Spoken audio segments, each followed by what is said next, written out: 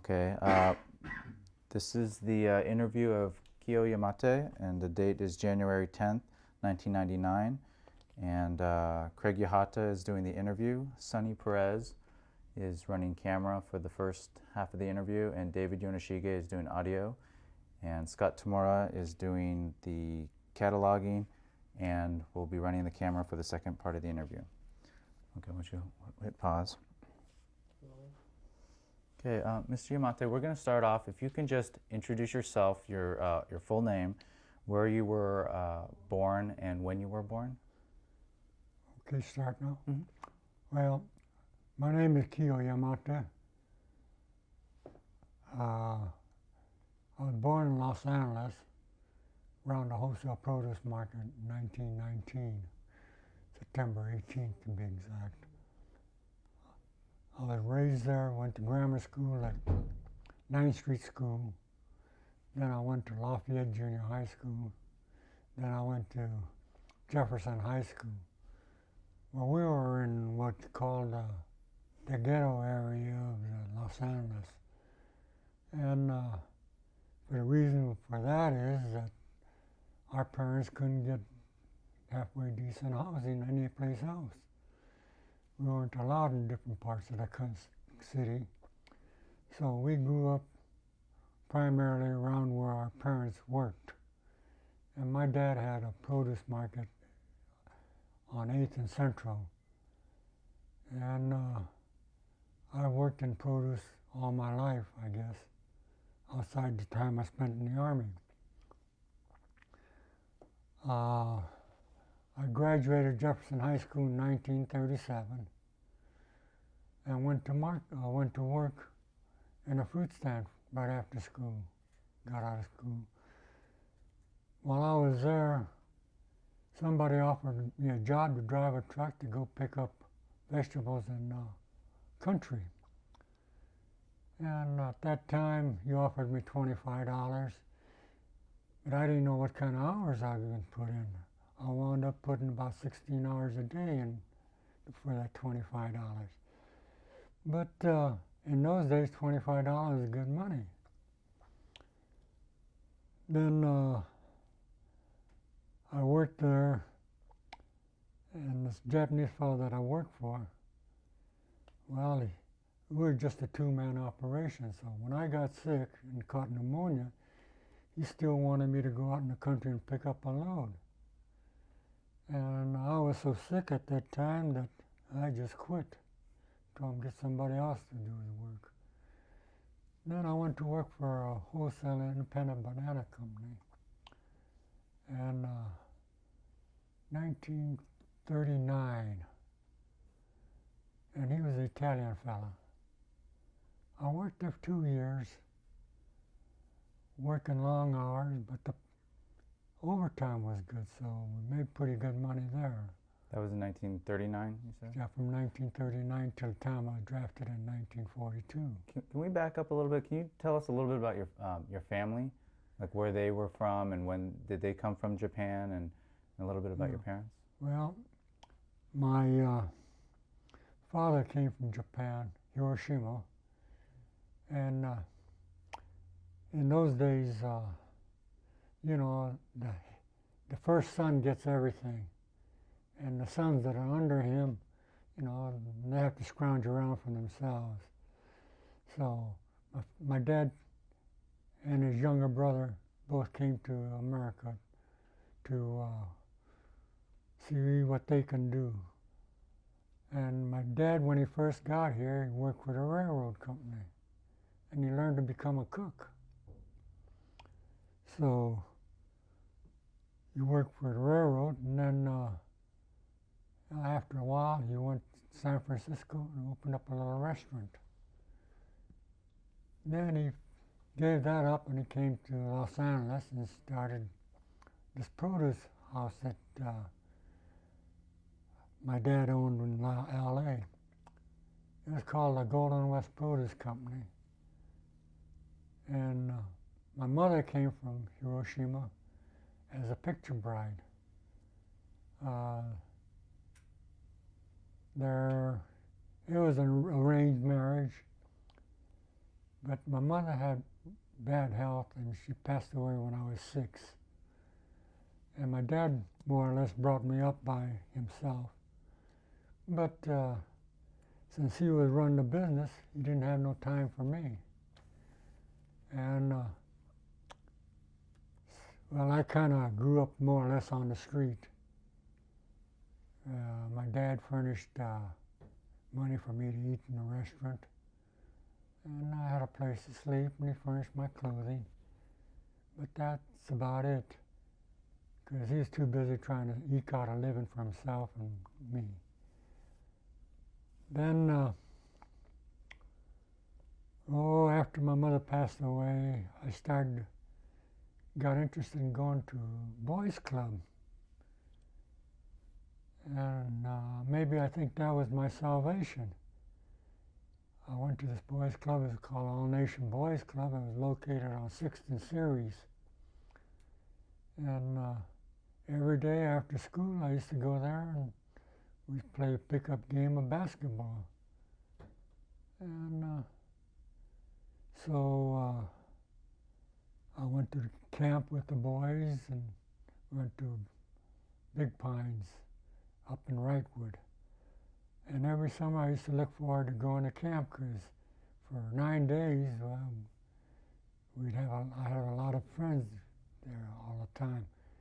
Instead of me running by myself at home, well, I had company for 9 days. So I used to really look forward to going to camp. How old were you at this time? Huh? How old were you at this time? When I first went to camp, I think I must have been about 8 years old. Then, I went through to almost all through grade school. I went to camp, and the people that ran the boys' club were real nice. They were real Christians. They had one building that housed the boys' club, another building that had the chapel, another building that had a library and a clinic, and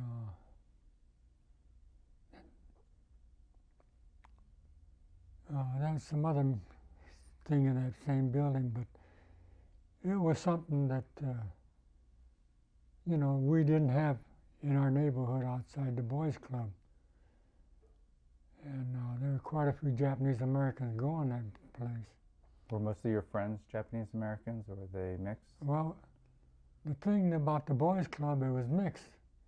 There was white people, white boys, Mexican boys, colored boys, Japanese Americans, a few Chinese, but primarily it's a mixed group.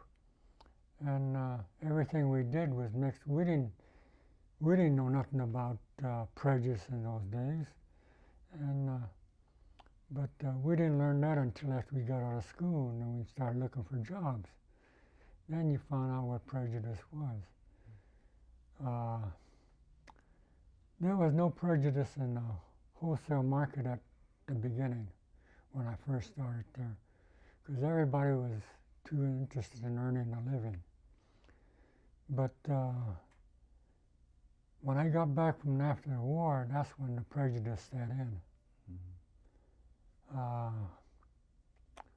I don't know whether I should get into this part now, or should I get into it later.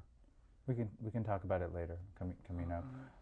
As you were growing up, did you have any hobbies or sports?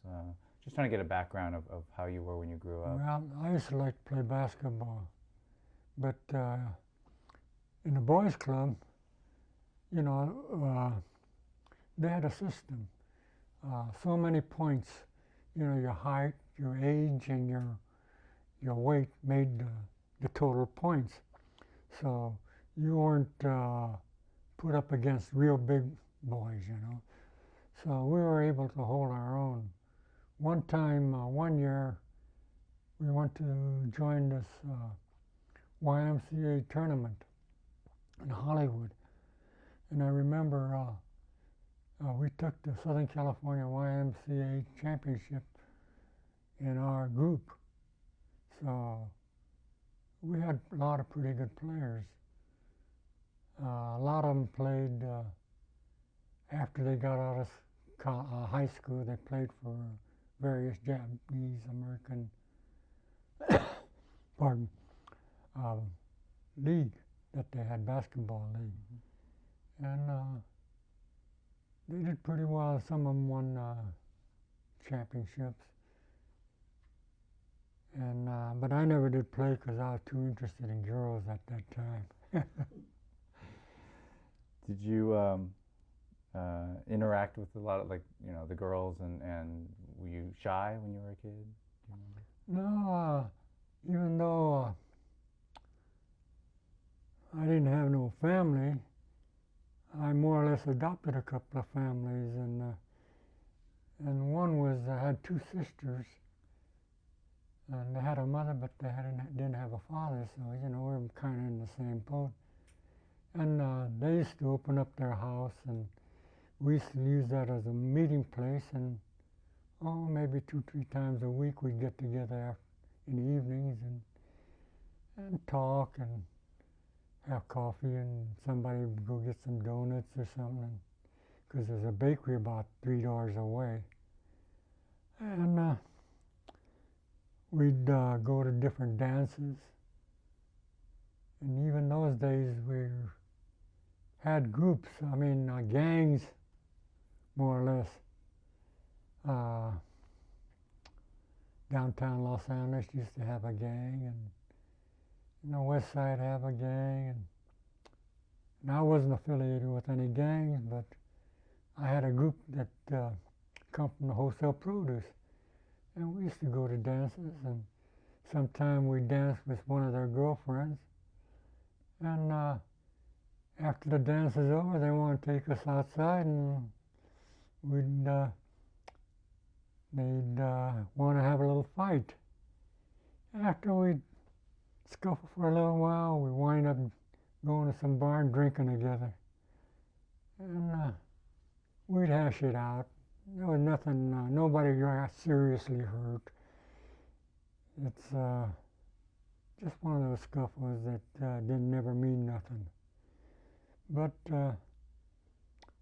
we used to go to different dances. If there wasn't any dances, we'd go down to the beach, and we'd go to Venice or Ocean Park, ride the roller coaster, or go to a dance there. And that was our form of entertainment. You said you went to a bar. How old are you at this time? Huh? How old are you at this time when you're talking? Well, I'm talking about when I was about 17, 18, right after I got out of high school. And Was the drinking age 18? What? The drinking age? Did they have a legal drinking age, or yeah, they no? had a drinking age, but it wasn't enforced.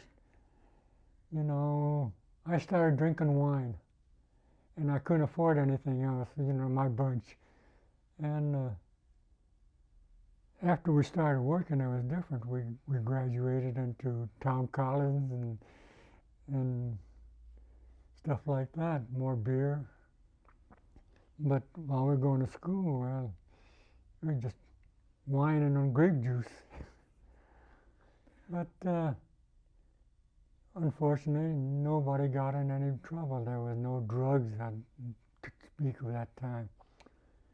And cigarette and wine was about our major vice. But that's what I feel sorry for the people. Young kids nowadays, there's so much dope and stuff that's on the street and so easy to get that I feel sorry for the young people. I'm glad we didn't have to go through that. When you were growing up, did you have any role models or heroes or somebody that you looked up to? Can you talk about, if you can recall anything like that? Well, as far as Japanese American role models, we didn't have very many, because there was nobody in Japanese American that was high in the sports. There was no Momo or anybody else. There was no elected officers. It wasn't until after the war that we started getting politicians like Danny Nowhere, Sparky Masnaga, Matsui, Patsy Mink. We didn't have those kind of people in our days. Did you have Caucasian role models or somebody that you looked up to at all? Or Not even really. movie stars or sports? I think I held the Boys Club leaders more as a role model than anything, because they really took care of us. I mean, we didn't have nobody else to look after us outside these. Now there's all kind of different programs for youth. We didn't have Little League. We didn't have youth basketball or nothing. We'd have just the boys club, and well, for the boys club, I think a lot of us, I don't know what would have happened to us. But I got to roam the streets pretty good, and the mothers of some of my friends used to say, "Don't play with Kiyoto, because he's a bad boy. He stays out late all night, you know." But I didn't have nothing else to do. I didn't have nobody pushing me to do homework or anything. Maybe that's one sad part of my life, is that I didn't have nobody to push my educational part about it. I took the easy way out. I took a lot of shops when I was in high school. I was getting through high school in my senior year at noon instead of staying, take elective. So with nobody pushing me, I just really took the easy way out. And I think I turned out pretty good according to myself, that for what I've accomplished in my life. There was one thing that I can bring this up. After the war, I went to my local Teamsters union to get my my union book back, so I can go back to work in this banana house where I was drafted from. And at that time they told me, "Well, we cannot give you your book back." And I said, "Why not?" They said, "We're not giving the Japanese their union book back because we don't want them in the union." I said, "Well, the government guarantees my job back because I was drafted." So I went to the draft board and I said, "What can I do?" I got my job waiting for me. My boss is willing to rehire me. In fact, I'm living with him right now, so I says, "Well, what can I do to get my job back? Can't go back to work without my union book, because then they'll pick at his place." And I says, "I wouldn't want that, because he's been too good to me, because he brought my wife back from camp and stayed with him till I got out of the service." So they sent me to a lawyer, and this lawyer, I can't remember his name, but him and we went to this union office, and we talked to the secretary-treasurer, which is the head of the union, Carl Winchance, and he says, the lawyer told him, "You guys can't keep this man out, because he's drafted from his job, and the government guarantees the job back. So you guys are going to have to give him his book back. And if you guys won't give him his book back, you guys are going to have to go court, fight the government, because that's where we're going to take you." And so after about a month haggling, they finally called me in and told me to come get my book. Until that time, there was no Japanese American working in the wholesale produce market. And this was, well, the war was over in May. This was in Europe. And this was I got it in November, so it must have been December of '45 that I finally got back to my book back. But at that time, all the Japanese Americans that did work with wholesale produce, they're what's called field men. They go out to the farms and ask the farmer to ship the merchandise into their house, produce house that they were working for. So what happened is that once I got back into the union, then they started to come back and work in the wholesale produce as salesmen. And then some of them got together and opened up their own produce house, Crown Produce and Eagle and Maritos. There's quite a few guys that finally started opening up their own produce house. And naturally they hired Japanese. That's what the union was afraid of, that the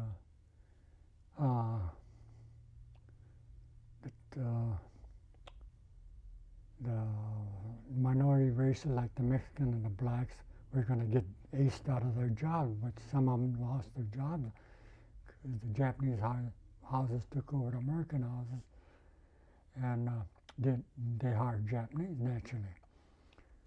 And since I got to work and went back to work at the banana house, every time there was an opening, I'd hire a Japanese American. And I had quite a few Japanese Americans working for me because I was more like a straw boss. I was a salesman and I was a dispatcher. But anytime the boss wanted somebody quit and new boss wanted somebody else, he'd ask me to get another Japanese guy to work for him. Eventually we had 6 or 8 Japanese Americans working there. And at that time, jobs were hard to get yet.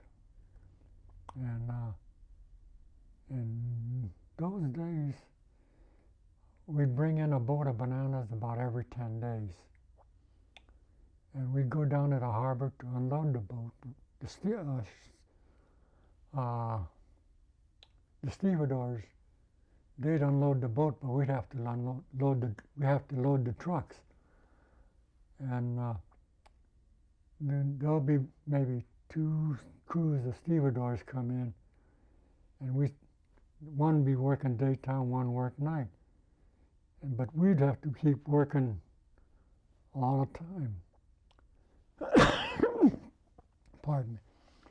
Until we got the boat unloaded, we couldn't take a break because they would keep bringing the bananas out.